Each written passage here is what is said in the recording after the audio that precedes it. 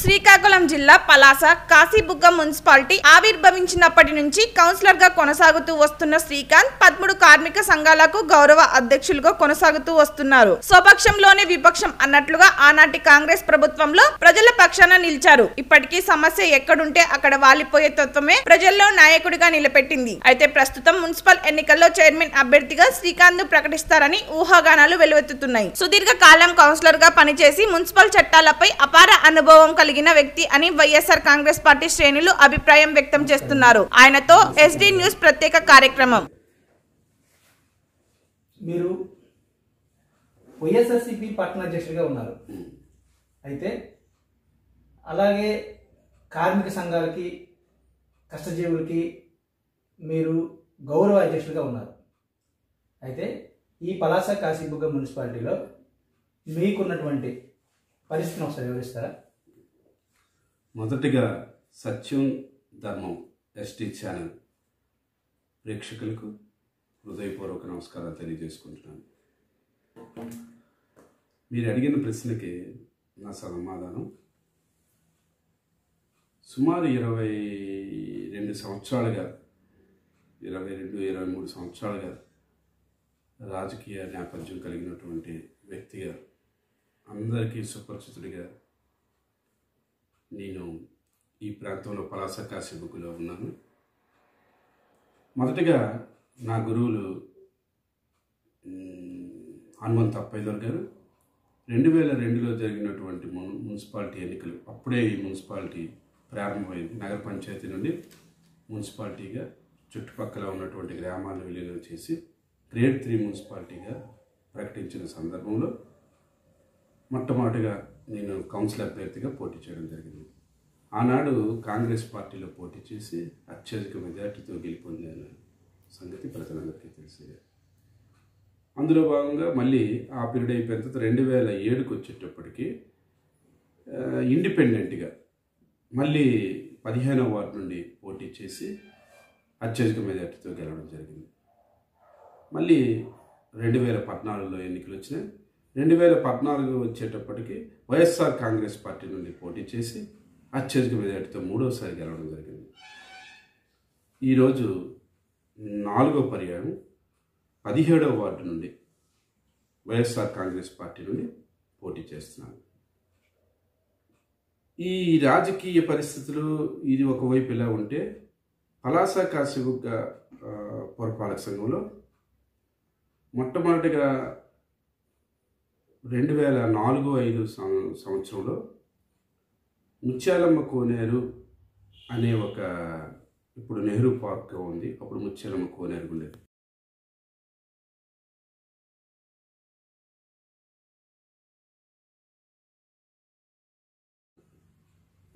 జారి పడిపోయి చనిపోవడం కూడా జరిగింది. నిజానికి పిల్లలు జారి పడిపోవడానికి కారణం, ఆ తప్పిదానికి ప్రధాన కారణం మున్సిపాలిటీయే. నేను ఎందుకు మున్సిపాలిటీ అంటానంటే, ఏవైనా పార్క్స్ కానీ చెరువులు కానీ ఏవైనా భవంతులు కానీ కట్టేటప్పుడు హెచ్చరిక బోర్డులు పెట్టాలి మున్సిపాలిటీ వాళ్ళు. కంచెలు కట్టి ఎవరూ రాకుండా చూడవలసిన బాధ్యత ఆనాడు మున్సిపల్ చైర్పర్సన్గా ఉన్నటువంటి బాబురావుకు ఉంది. ఆయన కనీసం పట్టించుకోకుండా అసమర్థతతో ఏమవుద్దులే అంతా నా చేతిలో ఉంది అనే అహంకారంతో ఆయన కనీసం హెచ్చరిక బోర్డులు పెట్టకపోవడం వల్ల ఈ పిల్లలు తెలియక జారి ఆ చెరువులకు 2 పిల్లలు ఒకేసారి ఎట్ ఏ టైం చనిపోవడం జరిగింది.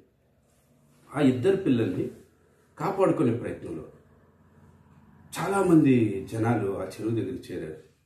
అప్పుడే నేను జస్ట్ అందరితో కలిసి ఈ సంఘాల ఏర్పాట్లు ఇవన్నిట్లో ఉన్నప్పుడు కార్మికులతో కొద్దిగా అనుబంధాలు పెంచుకున్న సమయంలో నా ఇంటి వద్దకు వచ్చారు.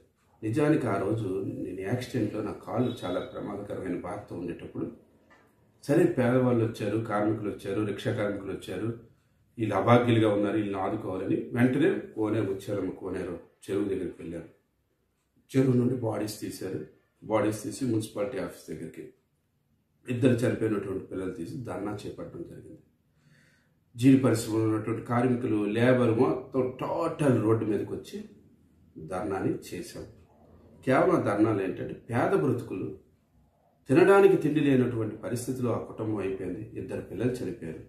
ఏమైనా మున్సిపాలిటీ నుండి వాళ్ళకి ఆర్థిక సహాయం చేయాలని చిన్నపాటి డిమాండ్ ఆనాడు మున్సిపాలిటీ అధికారులకి చైర్పర్సన్కి నేను అడగడం జరిగింది. వాళ్ళు ససేమిరి అంటూ నన్ను, నాతో పాటు ఉన్నటువంటి లేబర్ కాలనీకి చెందినటువంటి వారితో పాటు సుమారు 12 మంది వ్యక్తుల మీద అక్రమ కేసులు కట్టించి మమ్మల్ని జైలుకి కూడా పెట్టించే పరిస్థితి ఆనాడు వజ్రబాబురావు ఆధ్వర్యంలో జరిగినటువంటి సంఘటన నేటికి కూడా ప్రజలు మర్చిపోలేదు.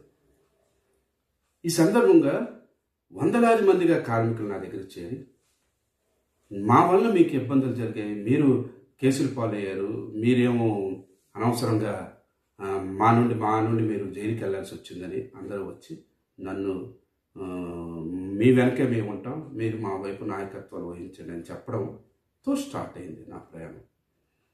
ఆ ఒక్క రిక్షా కార్మికుల అసోసియేషన్ నుండి 13 అసోసియేషన్ల వరకు పట్టణ ప్రాంతంలో డెవలప్ చేసుకుంటూ వాళ్ళకి చేదోడు వాదోడుగా ఉండడం వల్ల వాళ్ళు నిరంతరం ఈరోజు కాదు, నేను వాళ్ళకు ఇంచుమించు 15-20 సంవత్సరాల నుండి సంఘాలని నడిపించుకుంటూ వస్తున్నానంటే నాలో క్రమశిక్షణ, వాళ్ళలో క్రమశిక్షణ ఉండడం బట్టి ఈరోజు వందలాది మంది కార్మికులు నా వెంటే పయనిస్తున్నారు.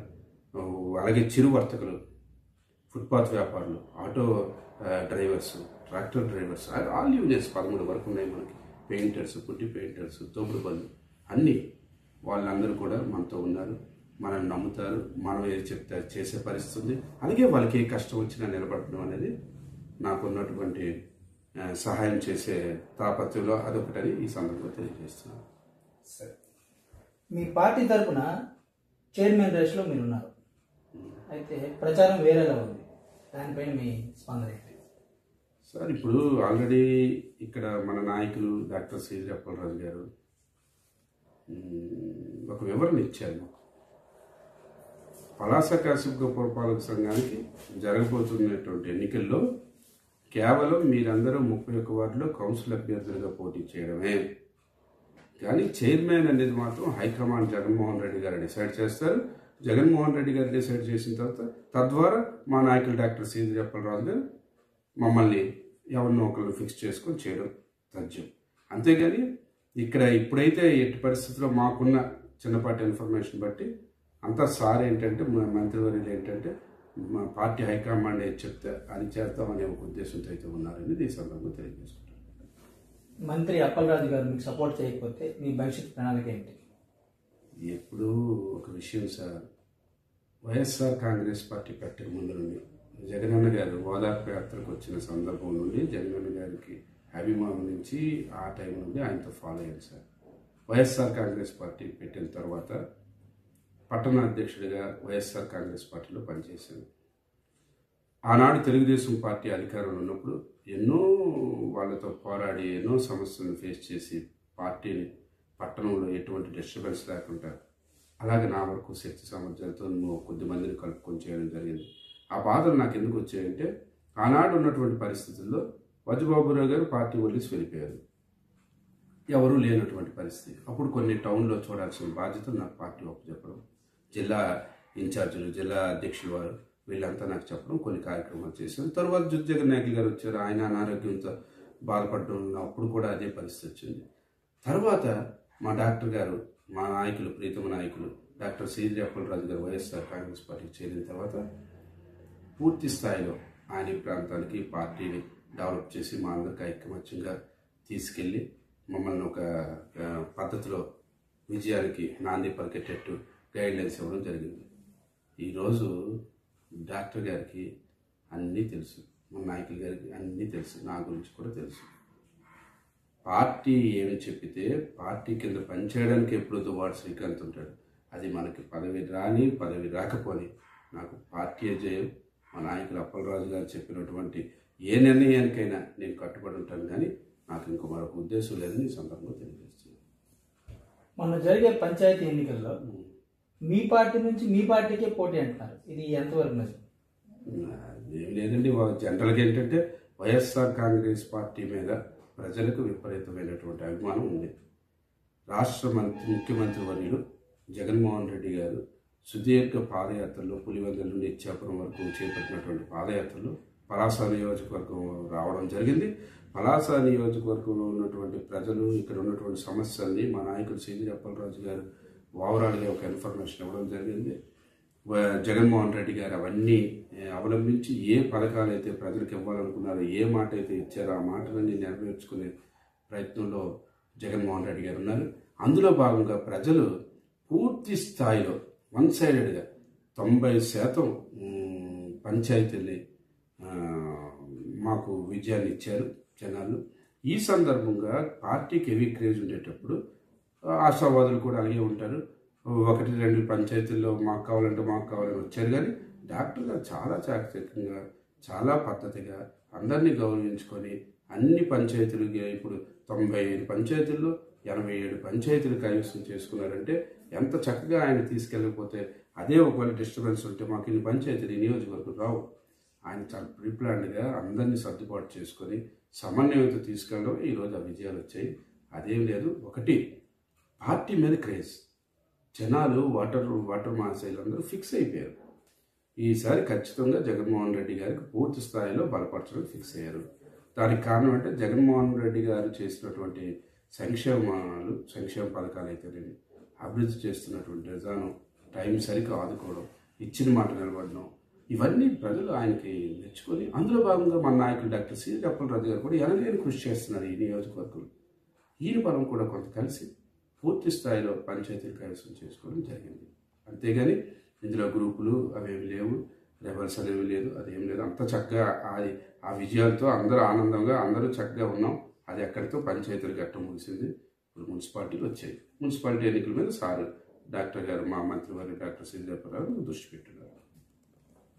ఒకవేళ చైర్మన్ గారు మీకే అభ్యర్థిగా ప్రకటిస్తే మీరు ఈ మున్సిపాలిటీని ఎలా డెవలప్ చేస్తారు? ప్రజల్ని ఏ రకంగా చెప్పబోతున్నారు ప్రజలకి? చాలా మంచి క్వశ్చన్ ఇది. 2002 నుండి సుమారు నేటి వరకు ఒక 20 సంవత్సరాలు మున్సిపాలిటీ మీద అవగాహన ఉన్నటువంటి వ్యక్తిని, కొద్దిపాటి సబ్జెక్టు తెలుసుకున్నటువంటి వ్యక్తిగా అందరికీ నా గురించి తెలుసు. ఈ మున్సిపాలిటీ గత 6-7 సంవత్సరాల కాలం నుండి, ఒక ఇంచుమించుకి 8 సంవత్సరాల దగ్గర నుండి క్రమ పద్ధతిలో లేదు. పూర్తి స్థాయిలో అభివృద్ధి లేకుండా కూడుకుపోయినటువంటి పరిస్థితి. అప్పుడు ఉన్నటువంటి రాజకీయ పరిస్థితులన్నీ కేవలం ఉన్నాయి. ప్రజలకి ఇవ్వాల్సినటువంటి మినిమం సేవలు కూడా అందించలేనటువంటి అధోగతి పాలైనటువంటి పరిస్థితిలో మున్సిపాలిటీ వెళ్ళిపోయింది. ఖచ్చితంగా నేనైతే చెప్తున్నాను, ఈ మున్సిపాలిటీ ప్రధాన సమస్యలు ఏంటనేది అన్ని నాకైతే పూర్తి స్థాయిలో అవగాహన ఉంది. అందులో మెయిన్ మా నాయకులు డాక్టర్ సిద్ది అప్పలరాజు గారు మున్సిపాలిటీ మీద పూర్తిగా ఆయన పట్టుని, ఎక్కడ ఏ సమస్య ఉంది, ఏ సమస్య ఫస్ట్ చేయాలి, ఏ ప్రాంతం ఫస్ట్ అభివృద్ధిలో మనం అవకాశం కల్పించాలి, పూర్తి స్థాయిలో ఆయన అవగాహనతో కలిగి ఉన్నారు. ఆయన డైరెక్షన్తో ఒకవేళ మనకంటూ అవకాశం వస్తే ఆయన డైరెక్షన్తో అత్యధిక నిధులు మున్సిపాలిటీకి తెప్పించి ఆయన సహకారంతో ఈ మున్సిపాలిటీలో అన్ని పేరుకుపోయినటువంటి సమస్యలు పూర్తి స్థాయిలో తీరుస్తాను. ప్రత్యేకించి ఒకవేళ మనకంటూ అందరూ దీవించి ఒకవేళ అవకాశం వస్తే ఫస్ట్ ఈ మున్సిపాలిటీలో టైం సెన్స్, ఉద్యోగస్తులందరూ టైం సెన్స్తో ఉండి బాధ్యతాయుతంగా పనిచేసేటట్టు నేను చూస్తాను. రెండవది, మున్సిపాలిటీలో ఈ పాలక వర్గాలు, నేను 4 పాలక వర్గాలు ఇప్పుడు చూస్తున్నాను. 2002-2007 పాలక వర్గం అంతా అవినీతి పాలక వర్గం. ఇప్పుడు గత వచ్చినటువంటి పాలక వర్గాలు ప్రతి దానికి పర్సంటేజ్లు అలవాటు చేశారు. మొదటి పాలక వర్గంలో ప్రతి విషయంలోనే అవినీతి. ఒక టౌన్ ప్లానింగ్లో ఒక ఇల్లు కట్టాలంటే లంచ్ల ముందే ప్లాన్ ఇచ్చేటువంటి పరిస్థితులు. ఒకవేళ ఆ ప్లాన్ పెట్టుకుంటే ఆ ప్లాన్ ఇవ్వము అని భయపెట్టి డబ్బులు గుంజే పరిస్థితి 2002 నుండి 2007 పాలకవర్గంలో. అభివృద్ధి బయటికి కనిపిస్తే అభివృద్ధి వెనకాతలు విపరీతమైనటువంటి అవినీతిని ఈ పురపాలక సంఘంలో పెట్టేసే పరిస్థితి. ఖచ్చితంగా ₹1 కూడా లంచం లేకుండా పూర్తి స్థాయిలో నీతి నిజాయితీలతో తీసుకెళ్లే ప్రయత్నం చేస్తాను. ప్రధానంగా సాధారణంగా జనరల్గా ఉన్నటువంటి సమస్యలు మున్సిపాలిటీలో రోడ్స్, నాణ్యమైన రోడ్స్ వేయించాలి. అలాగే మంచి డ్రైన్స్ లేవు, ప్రధాన కాలువలు వేయించాలి. అలాగే మనకి డాక్టర్ గారు కూడా నిన్ననే అనౌన్స్ చేశారు, కాంట్రాక్టర్ గారు కూడా వచ్చారు. ఫ్లైఓవర్ సమస్య ప్రధాన సమస్య. అదొక టార్గెట్గా నేను 2005 నుండి అక్కడ సంతకాల సేకరణ చేసి ఇవన్నీ చాలా కష్టపడినటువంటి సంగతి ప్రజలందరికీ తెలుసు. ఈరోజు అప్పలరాజు గారు నాయకత్వంలో ఫ్లైఓవర్ కంప్లీట్ అవబోతుంది. అది పలాస కాశీబుగ్గ ప్రజలకి ఒక పెద్ద కానుక, గిఫ్ట్. అప్పలరాజు గారి చరిత్రలో పలాస పట్టణానికి అదొక మంచి ఎసెట్ అవుతుంది.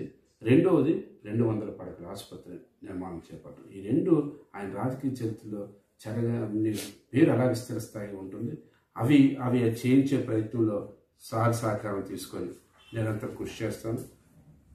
శానిటేషన్ విషయంలో చాలా దారుణంగా ఉంది, అంతా క్లియర్ చేయిస్తాను. ఎటువంటి ఇప్పుడు సచివాలయాలు వచ్చాయి, పెద్దగా మున్సిపాలిటీతో సంబంధం లేనటువంటి పరిస్థితులు ఉన్నాయి. ప్రతి వార్డులో 16 సచివాలయాలు మున్సిపాలిటీలు ఉన్నాయి. సచివాలయాల ద్వారా సేవలు అందిస్తున్నారు. ఆ సేవలను కూడా త్వరితగతిలో ఇప్పుడు చక్కగా వెళ్తుంది. మరింత త్వరితగతిలో వెళ్ళేటట్టు పూర్తి స్థాయిలో ఉంటారు. ఇంకా సార్ దృష్టిలో కొన్ని మంచి ప్రాజెక్ట్స్ ఉన్నాయి ఆయన దృష్టిలో. అవన్నీ కూడా గెలిచిన తర్వాత చెప్తే బాగుంటుంది, అందులో ఉన్న తర్వాత ఇది చెప్తే బాగుంటుంది ఉద్దేశం. ఏదేమైనప్పటికీ వచ్చినా రాకపోయినా ఒక కౌన్సిలర్గా అయినా నా బాధ్యతని నిర్వర్తిస్తానని ప్రజలందరికీ తెలుసు. నా వరకు పార్టీ సారు అంటే అదే అప్పలరాజు గారు, జగన్మోహన్ రెడ్డి గారు ఏ నిర్ణయం తీసుకుంటే ఆ నిర్ణయాన్ని కట్టుబడి నాకు ఇచ్చిన బాధ్యతను చక్కగా నిర్వర్తించి ప్రజల దగ్గర మన్ననలు పొందే ప్రయత్నం నేను చేస్తాను. ఎందుకంటే నాకు ఆల్రెడీ 50 సంవత్సరాలు దాటిపోయింది. బతికితే 10 సంవత్సరాలు బతుకుతాను. ఇంతవరకు లేనటువంటి చెడ్డ పేరుని ఎప్పుడు తెచ్చుకునే ప్రయత్నం దువ్వాడ శ్రీకాంత్ వాళ్ళ పలాస కాశీబుగ్గ చేయరు. వీలైనంత మట్టుగా ప్రతి క్షణం సుమారు మన మానవునికి ఒక 5-6 గంటలు పడుకుంటే సరిపోతుంది ఆరోగ్యానికి.